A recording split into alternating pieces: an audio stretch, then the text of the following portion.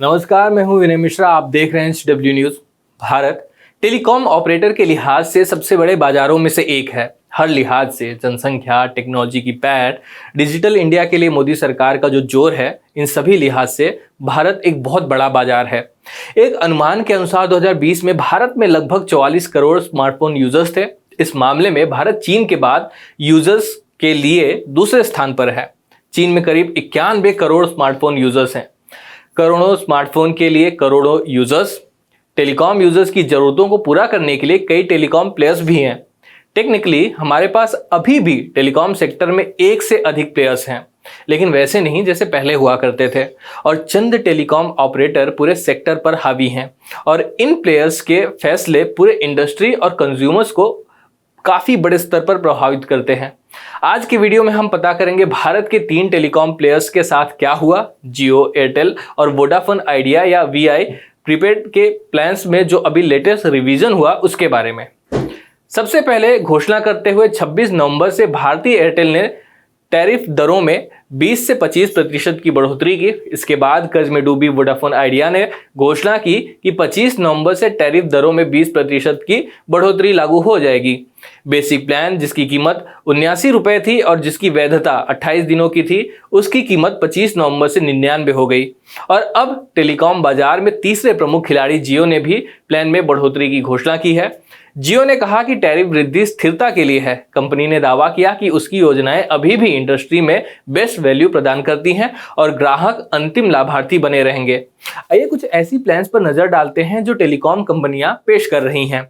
रिलायंस जियो unlimited voice और data service के साथ 3 28 दिवसीय प्रीपेड प्लान पेश करता है।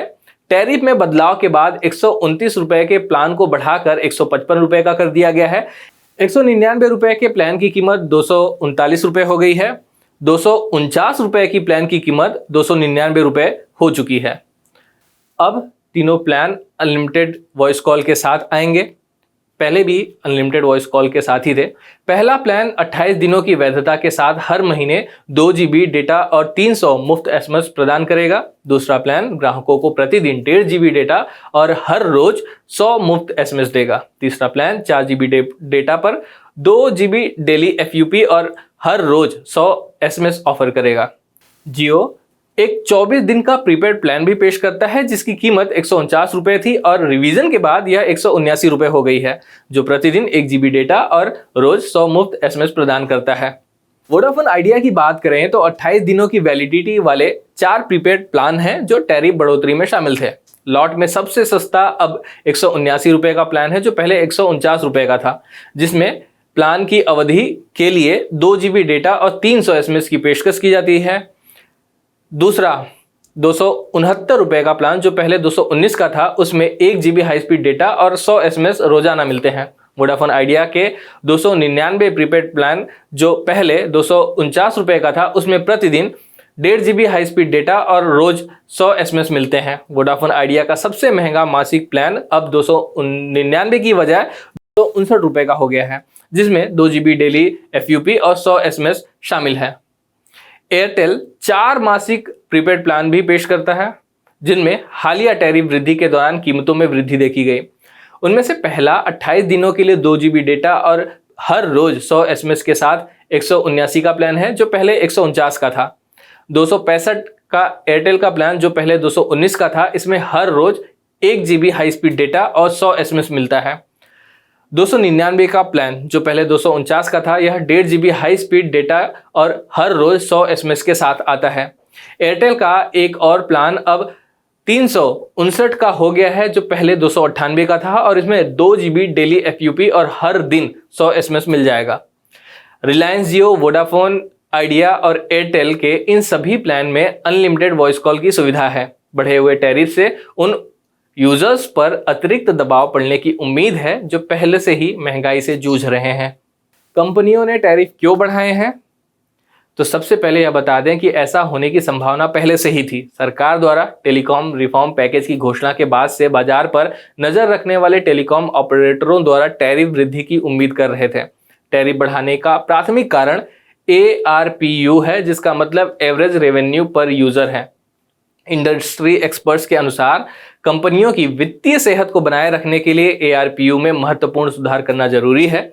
इसे बढ़ाकर 200 या फिर 300 करना होगा। टेलीकॉम कंपनियों में एयरटेल के पास फिलहाल सबसे ज़्यादा ARPU है। फाइनेंशियल ईयर 2022 की दूसरी तिमाही में इसने 153 रुपये का ARPU दर्ज किया। जियो और वोडाफोन आइडिया ने क्रमशः 143.6 रुपये और 109 रुपये के ARPU होने की सूचना दी।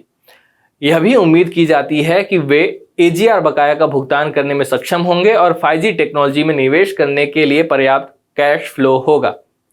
तो क्या भारतीय टेलीकॉम कंज्यूमर्स के लिए अच्छे दिन खत्म हो गए?